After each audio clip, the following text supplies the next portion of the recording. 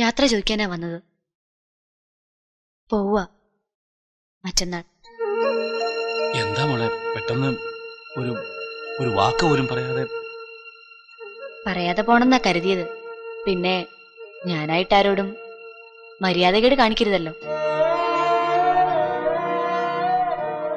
എന്നാലും അച്ഛൻ എങ്ങനെ എന്റെ ടീച്ചറെ ചതിക്കാൻ പറ്റി? അതും 2 വട്ടം. മോളെ അത് ഞാൻ പാവം, അവരുടെ സമനില തെറ്റാത്തത് ആരുടെയോ ഭാഗ്യം. ഞാൻ പോണു. ഇനി ഒരിക്കലും ഞാൻ നാട്ടിലേക്ക് തിരിച്ചു വരില്ല.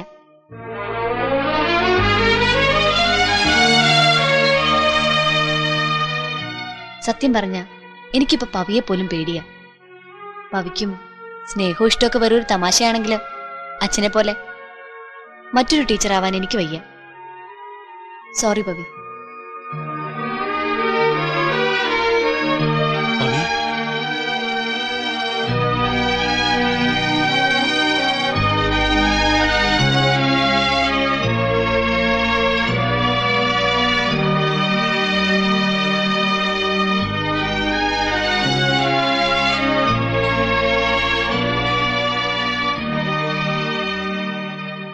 ഞാൻ പറഞ്ഞത് നിനക്ക് മനസ്സിലായോടാ കഴുതേ? എടാ എസ്റ്റീം എന്ന് പറഞ്ഞാൽ അതൊരു കാറിന്റെ പേരല്ലേ? അതെ. അതെന്തിനാ കല്യാണക്കുറിയിൽ അടിക്കണേ? V solicit your esteemed presence എന്ന് പറഞ്ഞാൽ താങ്കളുടെ മഹനീയ സാന്നിധ്യം ഞങ്ങൾ ആഗ്രഹിക്കുന്നു എന്നാണ്. അപ്പൊ പിന്നെ അത് മലയാളത്തിൽ അടിച്ചാ പോരെ? അത് ഇംഗ്ലീഷിൽ തന്നെ വേണമെന്ന് ഗിരിജക്ക് വലിയ നിർബന്ധം. നമ്മൾ സായിപ്പ്മാരെ ഒന്നല്ലോ ക്ഷണിക്കണത്, മലയാളത്തിൽ അടിച്ചാ മതി. അല്ല, ഇപ്പൊ അളിയന്റെ അഭിപ്രായം എന്താ? മലയാളത്തിൽ പോരെ? നിങ്ങളാവുമ്പോ ഈ കവിതയും സാഹിത്യമൊക്കെ ഉള്ള ആളല്ലേ? മലയാളത്തിൽ നല്ലൊരു ക്ഷണക്കത്ത് എഴുതി. ഈ ക്ഷണക്കത്ത് കണ്ട കല്യാണത്തിന് ആളുകൾ വരണം. ഞാൻ പറഞ്ഞില്ലേ, പെണക്ക പെണ്ണ് കാണാൻ പോകുമ്പോ താനും കൂടി വേണമെന്ന് ഞാൻ പറഞ്ഞതാ. ഇവനും ഗിരിജയെ സമ്മതിക്കാഞ്ഞത്. ഉള്ള കാര്യം പറയാലോ, ഞങ്ങള് രാവിലെ പെണ്ണ് കാണാൻ പോയി. ശ്രീദേവി പറഞ്ഞു അത്രേ, എന്തിനാ ഇങ്ങനൊരു ചടങ്ങ്? ചെറുക്കനും പെണ്ണും നേരത്തെ കണ്ടിട്ടുള്ളതല്ലേ, എത്രയും വേഗം കല്യാണം നടത്തിയാൽ മതി. അല്ല, അവിടെ ഇവിടെയൊക്കെ ആളുകൾ അറിഞ്ഞു പോയില്ലേ, മാനക്കേട് മാറ്റണ്ടേ? അതിപ്പോ നാരായണനല്ല, ആരായാലും അവർക്ക് ഈ ചടങ്ങ് നടത്തിയാൽ മതിയെന്നാ എഴുതിയാ.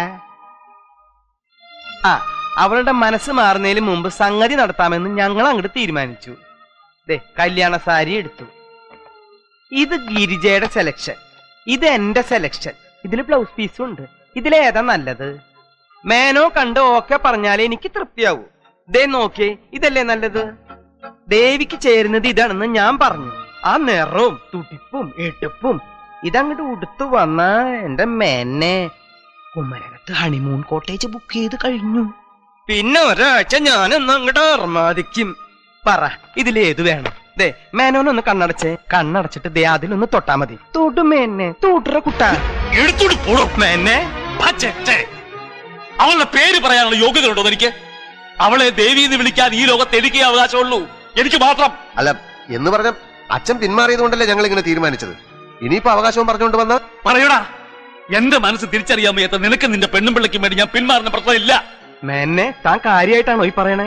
അതേടോ, ആർക്കെങ്കിലും ധൈര്യം ഉണ്ടെങ്കിൽ എതിർക്ക്. ഇനി എന്ത് സംഭവിച്ചാലും ഈ തീരുമാനത്തിൽ നിന്ന് മാറില്ല. ഇല്ലടാ, കൃഷ്ണൻകുട്ടി വേണമെന്നാ പറയുന്നത്. പവി, അഞ്ജനെ വിളിക്ക്.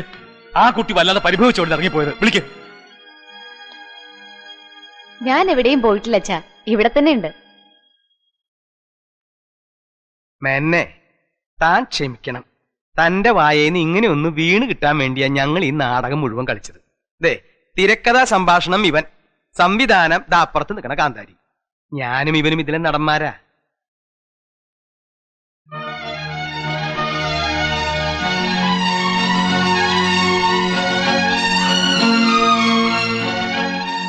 നാരായണ, ഒന്ന് ചെല്ല്.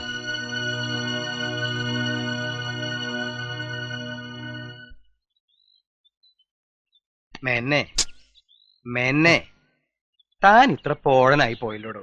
തന്റെ ദേവി വേറൊരാളുടെ മുന്നിൽ കഴുത്ത് നീട്ടി കൊടുക്കുന്നു ഞങ്ങള് പറയുന്നത് കേട്ട് താൻ വിശ്വസിച്ചല്ലോടോ. മേന്നെ എന്താടോ, ഒരു സുഖം തോന്നുന്നുണ്ടല്ലേ?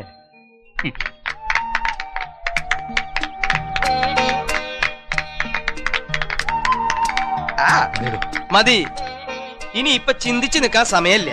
ഈ കുട്ടി മറ്റന്നാ പോവും. അതിനു മുമ്പ് ചടങ്ങ് നടത്തണം. അച്ഛനോട് വിരോധം തോന്നരുത്. ഗിരിജയുടെ വാക്ക് കേട്ട് ഞാനൊന്ന് ആടിയെന്നുള്ളത് സത്യമാണ്. പക്ഷെ പവിയുടെ ഉറപ്പ് കണ്ടപ്പോ രണ്ടും കൽപ്പിച്ച് ഞാൻ കൂടെ ഇറങ്ങി. ഓഹോ, അത് ശരി. അപ്പൊ അച്ഛനും മക്കളും ചേർന്ന് എന്നെ കളിപ്പിക്കായിരുന്നല്ലേ? ഗിരിജ, നീ ഇപ്പൊ വീട്ടിൽ പോയിക്കോ, ഞാനവിടെ വന്നിട്ട് വിശദമായി സംസാരിക്കാം. വീട്ടിലേക്ക് എന്നാ പോകുന്നത്? പിള്ളേരെ വിളിച്ച് എന്റെ വീട്ടിലേക്ക്. ഗിരിജെ, കാര്യങ്ങളൊക്കെ ഭംഗിയായിട്ട് വരിക. അവസാന നിമിഷം നീ ആയിട്ടൊരു അലമ്പുണ്ടാക്കരുത്. ഇല്ല, താലം പിടിക്കാനും താലി കെട്ടാനും ഞാൻ കൂടെ നിൽക്കാം. ഗിരിജേ, മിണ്ടി പോകരുത്, വൃത്തികെട്ട ജന്തുക്കള്. ഓടി വീട്ടിലേക്ക്.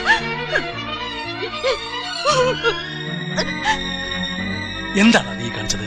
അച്ഛാ, ഞാനിത് പണ്ടേ ചെയ്യേണ്ട ഒരു കാര്യമായിരുന്നു. അച്ഛൻ നോക്കിക്കോ, ഇതോടെ ഒന്നുകിൽ അവൾ നന്നാവും, അല്ലെങ്കിൽ അവൾ എന്നെ കൊല്ലും.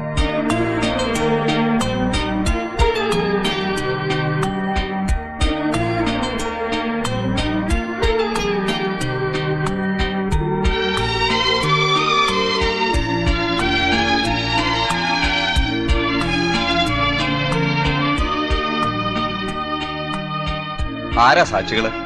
ഞങ്ങളാ.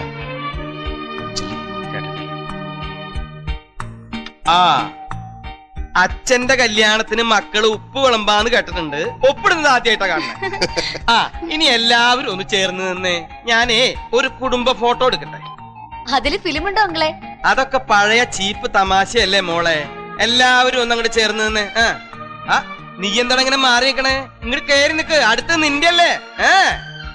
നീ എന്താ അവനെ കല്യാണം കഴിക്കാൻ പോണേ? ഇവിടെ വന്ന് നിക്കടേ. റെഡി?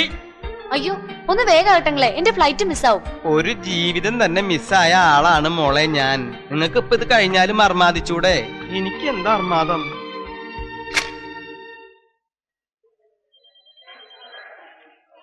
ഡാഡി, സോറി ഡാഡി, ഞാൻ ഒരല്പം ലേറ്റ് ആയി. പവിയുടെ അച്ഛന്റെയും ടീച്ചറിന്റെയും രജിസ്റ്റർ മാരേജ് ഞങ്ങൾ ഇന്നങ്ങ് നടത്തി. അതുകൊണ്ടാ. അച്ഛാ, ഇതാ എന്റെ ഡാഡി. ഡാഡി, ഇത് അറിയാം. കൺഗ്രാറ്റ്സ്. താങ്ക്സ്. ശ്രീദേവിയോട് കൂടിയാ പറഞ്ഞത്. അവിടെ ചെല്ലുമ്പോ ഇവളുടെ മമ്മിക്ക് വലിയ സർപ്രൈസ് ആയിരിക്കും. മിസ്റ്റർ ദാസ് ഇവിടെ വെയിറ്റ് ചെയ്യുന്നുണ്ടെന്ന് കാറിൽ വെച്ച് മോള് പറയുമ്പോഴാണ് അറിയുന്നത്. ഞാൻ ഡൽഹിയിലായിരുന്നു. അപ്പൊ ഇവിടുന്ന് ഒരു കണക്ഷൻ ഫ്ലൈറ്റ് ഉള്ളതുകൊണ്ട് ഇതുവഴി വരാമെന്ന് ഡിസൈഡ് ചെയ്തു. ഇനിയും കുട്ടികളുടെ കാര്യം നമുക്ക് അതൊന്ന് സംസാരിച്ച് തീരുമാനിക്കണം. You are right. ഇനി കുട്ടികളുടെ കാര്യമാണ് സംസാരിക്കാനുള്ളത്. തൽക്കാലം ഞാൻ മിസ്റ്റർ പവനുമായിട്ടൊന്ന് സംസാരിക്കട്ടെ. വരൂ.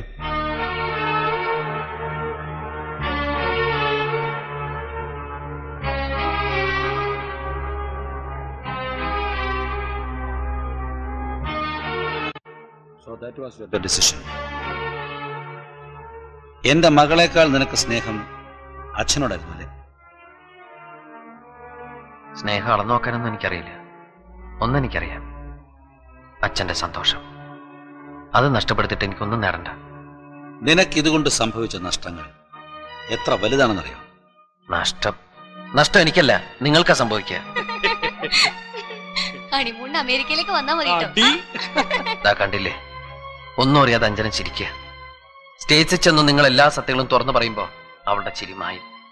ഒരക്ഷരം മിണ്ടാതെ ഞാൻ അവളെ തിരിച്ചയച്ചത് എത്രമാത്രം വേദന ഉള്ളിൽ ഒതുക്കിയാണെന്ന് അപ്പോൾ മനസ്സിലാക്കും. ആ നിമിഷം നിങ്ങളുടെ എല്ലാ കണക്കൂട്ടലുകളും അവസാനിക്കും. പിന്നെ ഒരു ഞൊടിയുടെ പാഴാക്കാതെ അഞ്ജന എന്റെ അരികിലേക്ക് ഓടിയെത്തും. അതിന് ഞാൻ അനുവദിക്കുമെന്ന് തോന്നുന്നുണ്ടോ? അതിന് നിങ്ങളുടെ അനുവാദം ആർക്കും ആവശ്യമില്ല. സ്നേഹം സത്യമാണെങ്കിൽ സ്നേഹിക്കുന്നവരെ ഒരു ശക്തിക്കും വേർപെടുത്താനാവില്ല. അതിന്റെ ഒരിക്കലും മരിക്കാത്ത തെളിവുകളാ എന്റെ അച്ഛനും ടീച്ചറും. ആ സാധു സ്ത്രീ ഒരായുസ് മുഴുവൻ എന്റെ അച്ഛനെ കാത്തിരുന്ന പോലെ ഞാനിവിടെ അഞ്ജനെ കാത്തിരിക്കും. എന്റെ കാത്തിരിപ്പ്, എന്റെ സ്നേഹം, അതൊക്കെ സത്യമാണെങ്കിൽ എന്റെ അഞ്ജനയെ നിങ്ങൾ ഏത് കടലിനപ്പുറം കൊണ്ട് ഒളിപ്പിച്ചാലും അവൾ തിരിച്ചു വരും, എത്ര കാലം കഴിഞ്ഞാലും. പവൻ, താൻ വെറും പവനല്ല, പത്തരമാറ്റ് തങ്കമാണ്.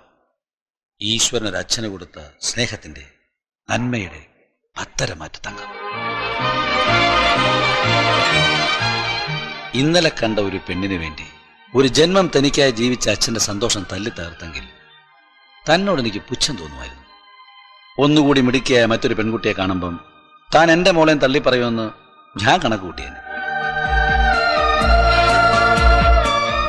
പക്ഷേ സ്നേഹത്തെക്കുറിച്ചുള്ള തന്റെ കാഴ്ചപ്പാട് അതെന്റെ എല്ലാ കണക്കൂട്ടലുകളെയും തെറ്റിച്ചളഞ്ഞു. താൻ എന്താ പറഞ്ഞത്? ജീവിതകാലം മുഴുവൻ താൻ എന്റെ മകൾക്ക് വേണ്ടി കാത്തിരിക്കുന്നു. വേണ്ടടോ, താൻ ഇനി ഒരു നിമിഷം അവൾക്ക് വേണ്ടി കാത്തിരിക്കേണ്ട കാര്യമില്ല. ഞാൻ എന്താ തരുകയാണ് അവളെ ഈ നിമിഷം, നിറഞ്ഞ മനസ്സോടെ, അഭിമാനത്തോടെ. എന്താ പെട്ടെന്നൊരു മിസ്റ്റർ മേനോൻ, നിങ്ങളോട് എനിക്ക് അസൂയാണ്. ചേട്ടാ, ഇങ്ങനൊരു മകനെ എനിക്ക് കിട്ടിയില്ലല്ലോ. പക്ഷെ ഇനി ഇവനെ ഞാൻ നിനക്ക് തിരിച്ചു തരില്ല. ഇവനെ ഞാൻ സ്വന്തമാക്കാൻ പോവാ. മരുമകനായിട്ടല്ല, സ്വന്തം മകനായിട്ട്.